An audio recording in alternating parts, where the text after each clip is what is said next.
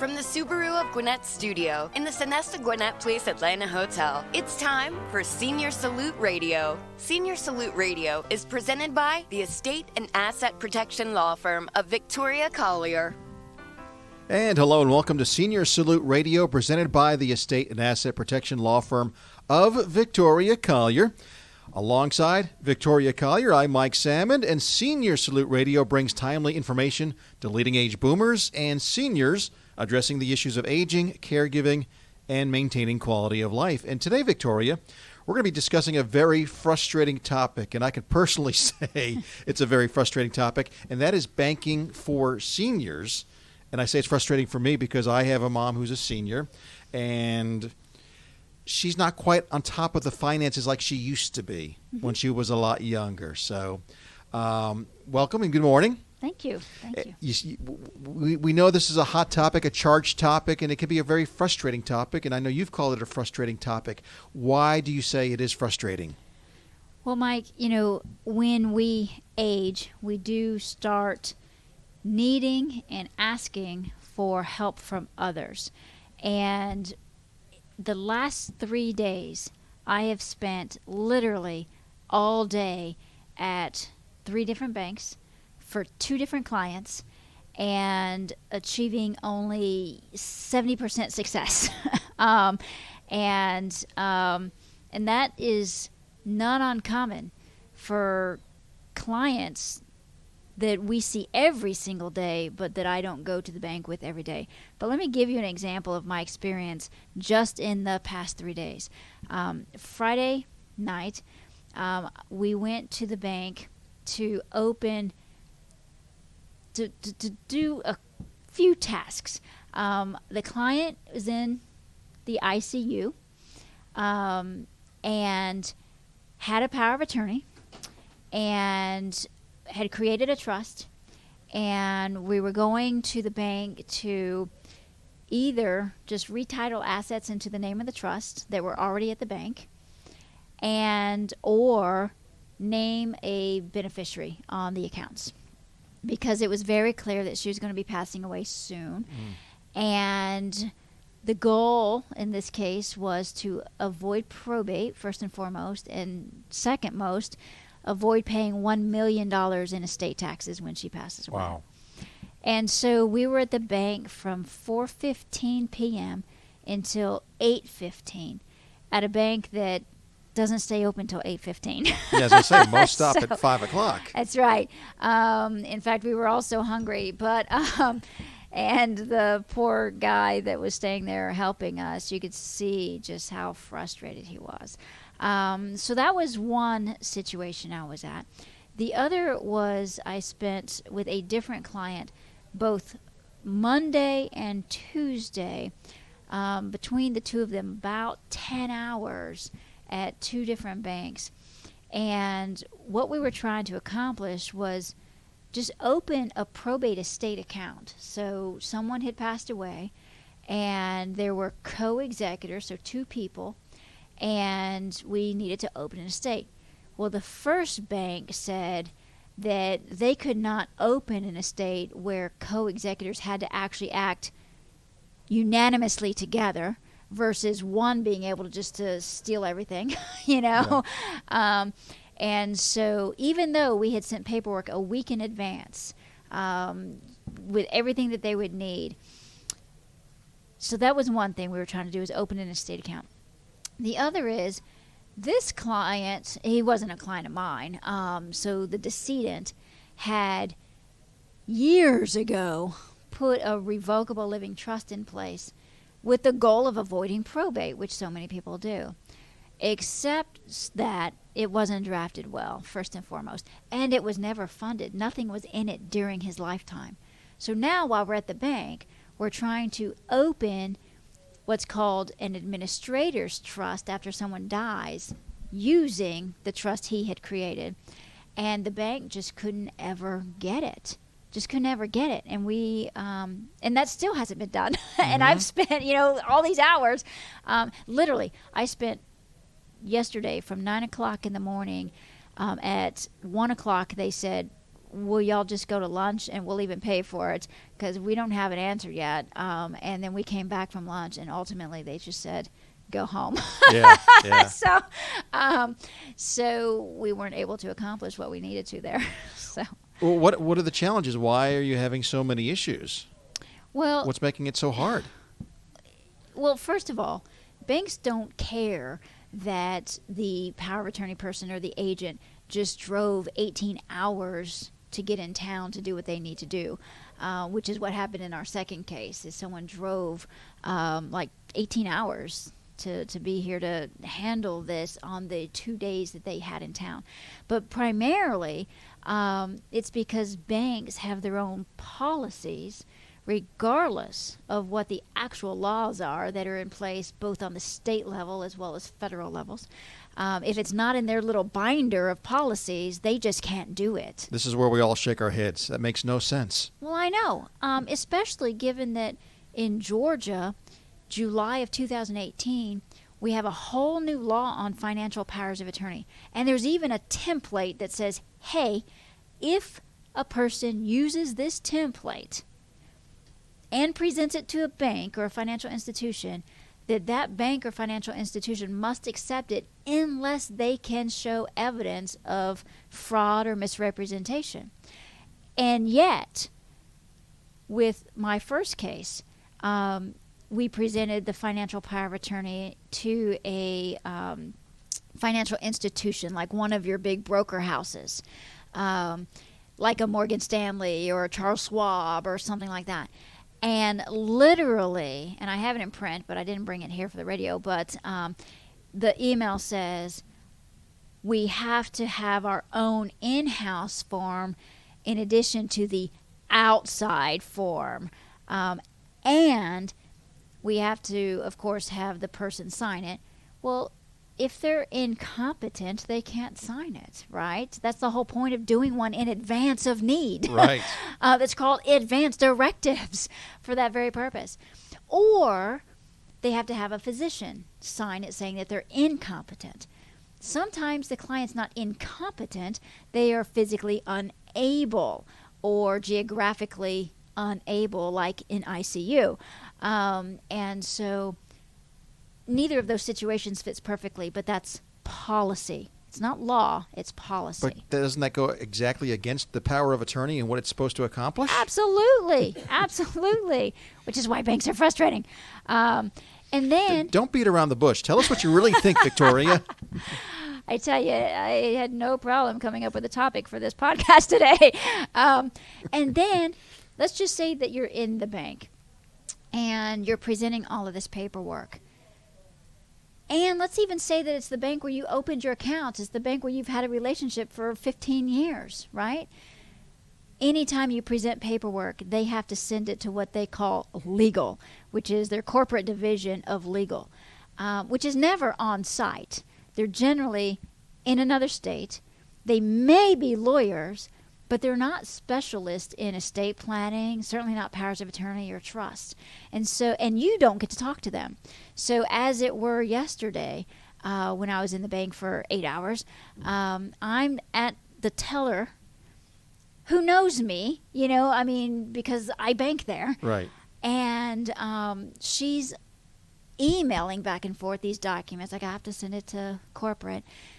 So she gets an email back, and I'm like, but ask these questions. So now we're going back, and I'm like, can you just get them on the phone? So now she has them on the phone, except it's not the corporate. It's another person like her who's relaying back and forth. I'm like, what is this? And so why they finally sent us away at the end of the day is they come up and they say, and this is not unusual. Usually they just tell you much sooner than this, is, oh, well, it could take 24 to 72 hours before we can get an answer from corporate. Would have been nice to know that 6 hours earlier. Which, that's the standard response, but does that mean that no one's sitting there? What is the hotline for if it's not to answer questions, So that's the other frustrating thing is, they won't accept your documentation provided by the state laws. 2, they've got to run it by corporate, which could take 3 days. 3 days is too long in many situations, when something needs to be done. Yeah. So let me see. And by the way, does this compose maybe all? Is this typical among all banks, or is this frustration you're going through this past week just maybe an exception to the rule? So it is definitely among all banks. Okay. And I was not hoping you wouldn't say that, but okay. So let me give you an example of the trying to open the estate account with the co-executors. My client, first of all, had a relationship with one of the banks, which is where all the money was. Okay, they're the first ones that we tried, of course, because that's where the money is. That's where you want to keep the money. And they said no. So we tried 3 other different types of banks. And finally one said, we will do it. And the others had said no. Okay. All of them want to send their stuff to corporate. It doesn't matter who you are. And it doesn't matter if it's a bank or a financial institution like, the broker house. They all got to go to corporate. So that's not unique, unfortunately. There are some banks that are quicker than others. There's some banks that are nicer than others. There's some banks that you can schedule an appointment ahead of time and send things ahead of time that can hopefully make the process go faster than others. But overall, it's just one big frustrating pile of policy. Pile of policy. I wasn't sure where you were going with that. I can obviously hear the frustration in your voice. Time is money. And you're spending a lot of times in the bank, and you said you got, I think, 70% through, but that last 30% may be the hardest part. So you may still have an uphill battle. So there's a lot of frustration with the banks and the financial institutions. I mean, what other things are making it difficult for you? Well, and can I back up a second as well, Victoria? Is part of it because you mentioned saving one of your clients about $1 million in estate taxes, taxes. So we're talking about a lot of money here. Huge consequences. The size of the money, was that a factor? If I'm talking, in my case, probably won't have a lot of money. Would it be a lot easier, or we're still going to have these same struggles regardless of how much money we're talking about? So, Mike, it's very interesting you asked that question. And number one, it doesn't matter the amount of money. What does seem to matter is whether you plan to keep it at the same bank or move it somewhere else. So the reason we finally were successful on Friday night with my first client was that we were planning ultimately to move the money somewhere else.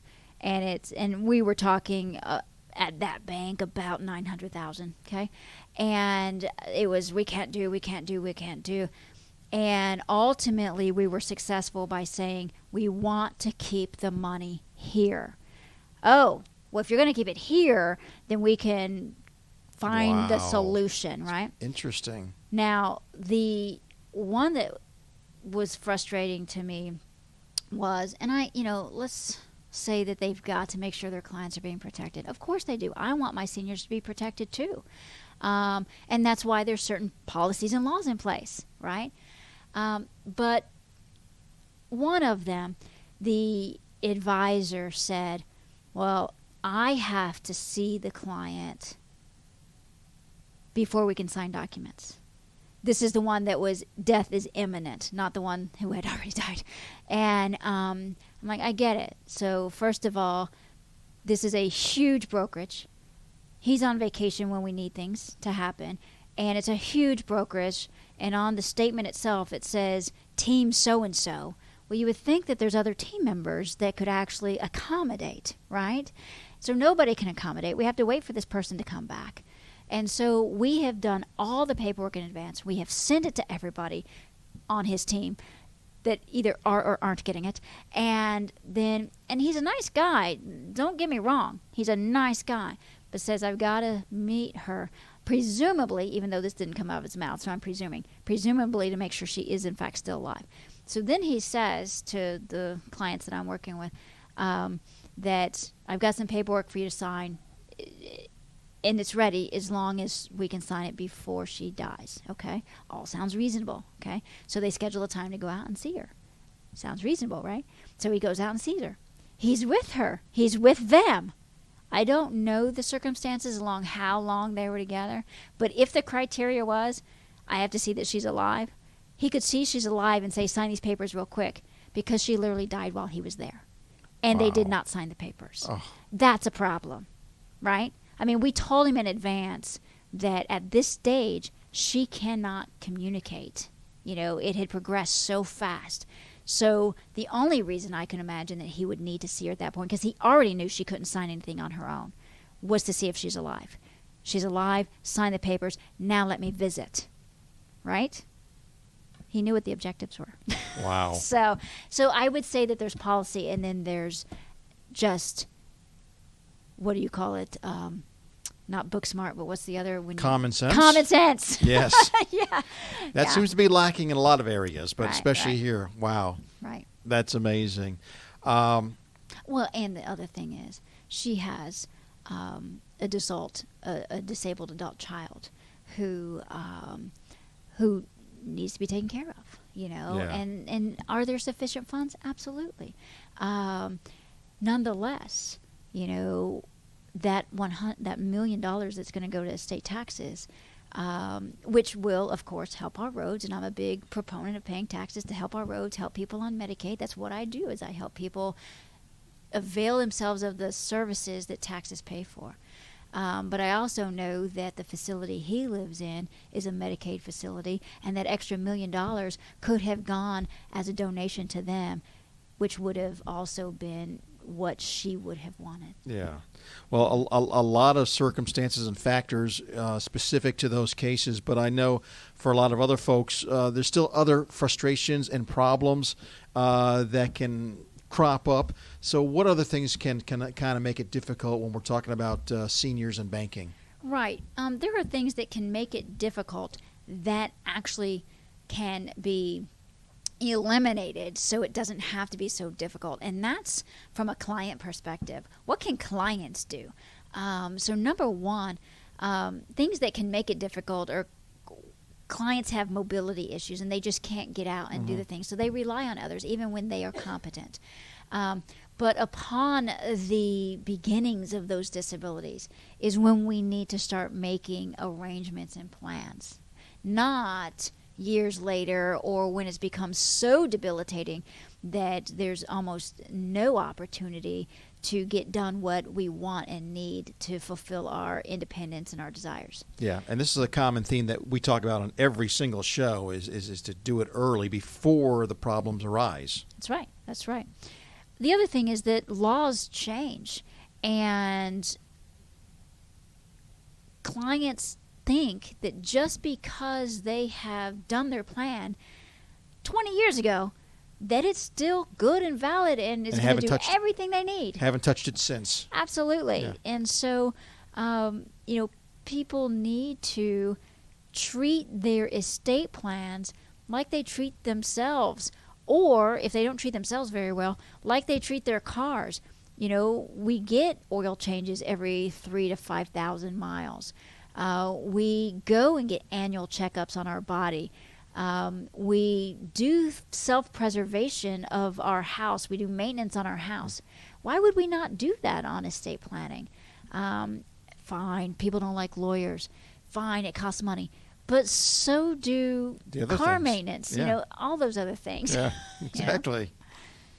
And then again, if a person here's a frustration that has nothing to do with the actual person who's put in this position, but it has everything to do with the person who's doing their estate plan.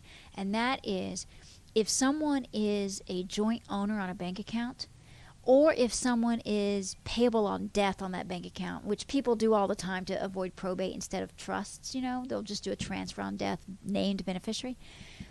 If they are co-owner or payable on death, the policy at many banks is that you cannot then be the power of attorney on that account.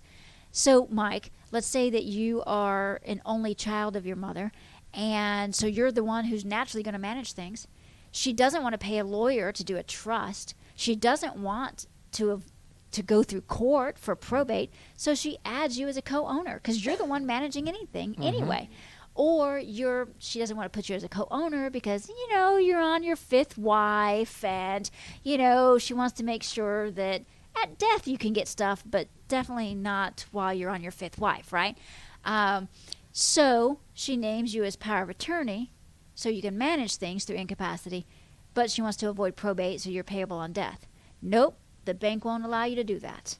And so now she either doesn't have someone to help her manage it while she's alive, or you have to go through probate, or she has to name someone other than you to get the money at death. None of those are the situations that she personally would choose, and she's the one who should be able to choose that, not a policy in a bank, right? Gotcha. So that's a frustration. Yes. And to be clear, I'm not on my fifth wife. Just want to put that out there. I said as if. Okay, just making sure. And I don't know that you're an only child either, so. No. Okay, so if I'm one of those people and I don't want to deal with a lawyer, what are some things that I can do on my own to ease this and so I won't have the frustration down the road? Well, first of all, I would say that's the problem, is trying to do it on your own and not having a lawyer. I don't want, as you said, I don't want to spend the money, although it may cost them more later on. But some people, you can't change the way they think. Well, I will say what people do on their own. I'm not going to say what they should do. I will say what they often do to try to avoid some of that frustration. One is adding co-owners to the accounts, okay? At least the person has the access while they're alive to be able to manage things, and then at death, they have immediate access to it as well. It doesn't go through probate. Why I don't always recommend this, and rarely, is that when you add co-owners to your account, that co-owner's debts are now tied to that account. So if they get sued, all that money could be used to pay off the lawsuit. If they get divorced, half of that can be used in the divorce split. If they don't pay their taxes, the IRS will garnish that account because their name is on it too. And that happens, a lot. So co-ownership is not the answer, but that is how people will informally try to do it and avoid lawyers. Another is that they will do their own powers of attorney that they get from the website, online access to things. The problem with that often is that they're too generic, and you still have the problem of the bank saying, hey, we want our own form. So what they'll do is they'll go to the bank and they'll get their own form from the bank. But the problem with that is, number one, it's only good at the bank.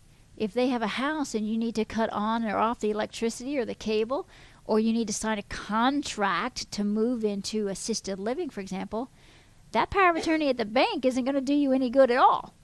Plus, the powers of attorney at the bank or with the big the big wheelhouses, they only allow you to name one agent and rarely ever contingent agents or backups.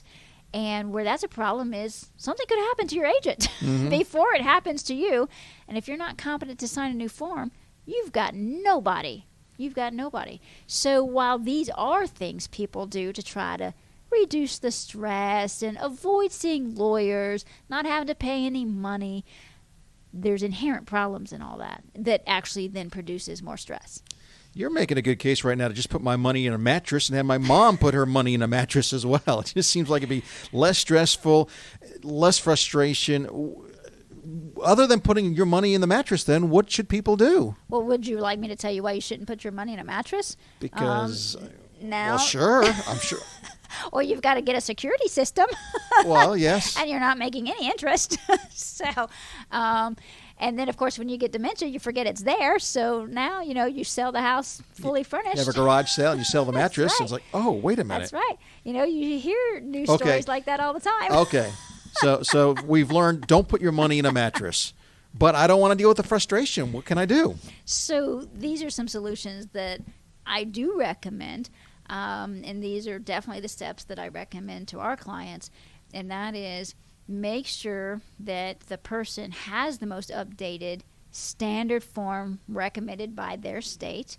And as soon as they sign it, while they're competent, because presumably they are competent if they're signing forms, you cannot sign forms if you are not competent, is once you've done that, immediately go to the bank and or if they're online or somewhere else, send them your what they call outside form.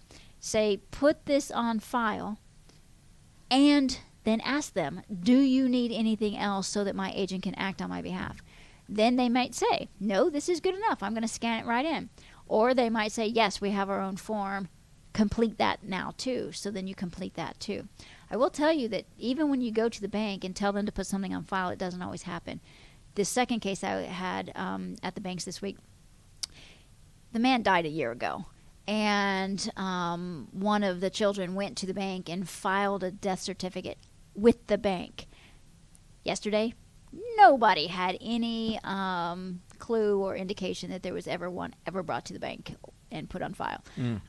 So it is important to also confirm that they have all the documentation. It is in their system. So once that's complete, then I recommend that people have a revocable trust. And I am not one of those lawyers who used to say that in the state of Georgia.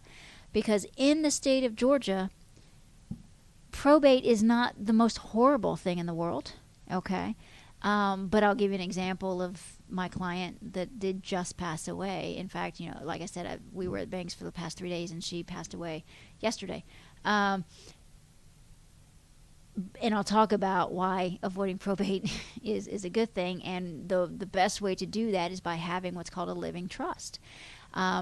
If she, for example, had a living trust, if her assets, for example, were retitled into the living trust, then she was at the hospital and she had a backup trustee named in there, all the backup trustee would have to do is show evidence of inability to manage the finances and go sign a signature card at the bank or at the financial institution, and things could proceed as normal, okay? But that's not what's happening. We're spending hours just to see if their legal will accept a power of attorney, you know? So I do highly recommend revocable living trust, not always just to avoid probate, but so that we have that smoother transition through that disability stage. And to me, that's much more important than at death. But let me share with you what's happening at death here, is that this will was drafted, for example, in 1980. 1980. How many years ago was that, Mike? Yeah, I know. Doing my math, that's almost 40 years ago. Right. Okay. So you can probably imagine some things have changed in her life. And so one of the things that has changed is that people she named in there aren't alive anymore. People that she named in there are, in their 80s and 90s, and those are the ones that are going to be taking care of things. They're out of state. They're nowhere near here. So imagine how easy that is for someone who's in their 90s to traverse to Georgia to go open a probate estate, you know. So I recommend that if people truly do want what they say they want when they're in my seminars, when they're in my conference rooms, when we're talking just in general, what everyone says is, I want it to be as smooth and easy as possible for the other people who have to either take care of me or take care of my stuff when I die. If that's truly the case, they would have a living trust, and they would retitle their assets to it. Having one alone isn't good enough. Right. So. And also, if that's the case, then it wouldn't all just come down to cost. Hopefully, people don't come to you and say, "I just want the cheapest plan." I mean, you can't put the value, the frustration you've gone through this past week. You can't even put a value on that. You can't put a value on that, and if you're going to have that value, you have to use real experts who know what they're doing. Yeah. An estate planning attorney, a certified elder law attorney, and one of the issues we're having with the second case I was telling you about, the trust that wasn't funded, that had nothing in it, was prepared by a family law attorney, an adoption attorney.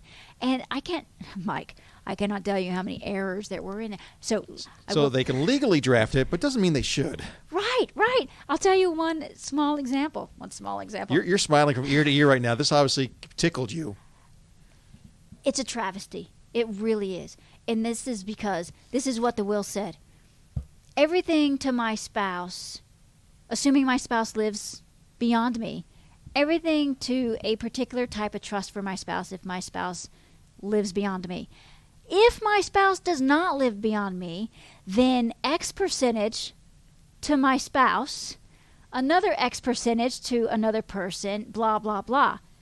Well, how can the spouse get a percentage if the spouse is dead before? Right. Right? And so that's one thing.